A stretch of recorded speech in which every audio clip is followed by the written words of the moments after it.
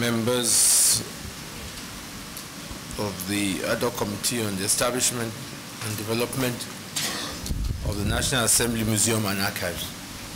It is most gratifying to be here with you all today in the service of this great country of ours to take a step towards the realization of a grand vision, which is the inauguration of the ad hoc committee on the establishment and development of the National Assembly Museum and Archives.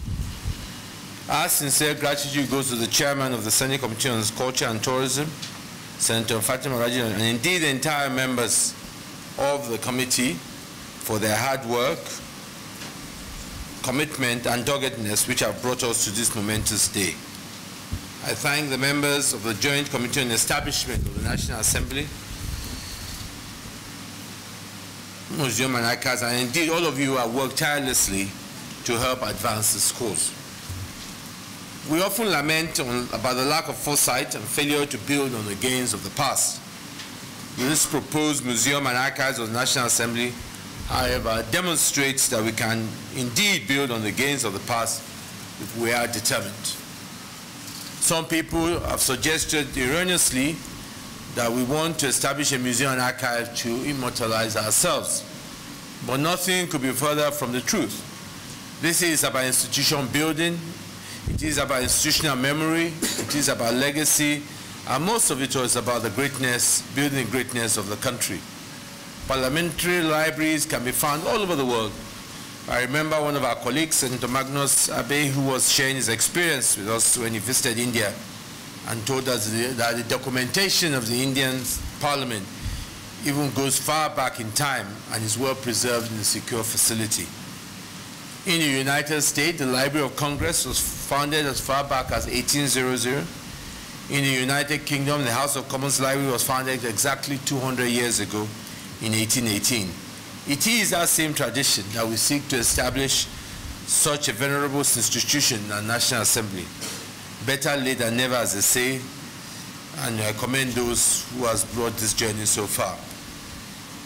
At the National Training Workshop for Legislative Librarians here in Abuja in 2012, House of Commons Librarian John Pullinger observed that Nigeria needs such an institution so that legislators will be well informed about the businesses that comes before it, and legislators are well informed to carry out their duties in chamber and in their constituencies, and the public is well informed about the importance of National Assembly in national life. That we must continue to emphasize, that we must all agree that the public is not as well informed as it should be about the importance of National Assembly in our national life. We all know that information availability is critical to the functioning of democratic legislatures. Access to information is crucial to the strengthening of parliamentary oversight and improving the work of representatives as well as our accountability to our elected, those that elected us. Museums and archives play an important role in preserving legislative records for prosperity. This becomes even more critical in a fledgling democracy such as ours. It will be best that if we are able to draw on the deeds and records of past national assemblies to enable us to cross the bridge of memory that was broken by the military years. This way, we will not keep reinventing the wheel in our quest for nationhood. There is also the need for greater intellectual depth in our public life. A museum and archives will give a leap to intellectualism in our legislative activity. It also promises to be an invaluable repository of knowledge that will be of untold benefit to scholars, historians, students, and citizens in general. Above all, to aid our knowledge of legislative history, because Edward Burke said, those who do not know their history are doomed to repeat it. It is in this vein that, noting that NASS Museum and Archives project was first mooted during the 6th, and that bulk of work was done in the 7th Senate, and comprehensive record prepared. We are inaugurating this ad hoc committee today to bring a fitting conclusion to these endeavors for posterity. Let me also join others in thanking those who are members of the 6th and 7th who worked so hard to bring this project so far.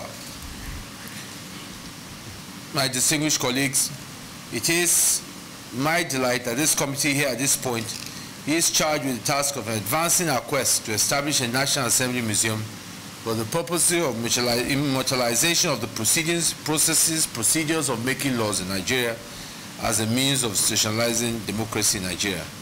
This is with a view to the realization of a museum and archives which will be a national monument in its own right and one fit for the digital age that we live in. On this note, I hereby inaugurate the ad hoc committee on the establishment and development of the National Assembly Museum and Archives to the glory of God and the greater development of Nigeria.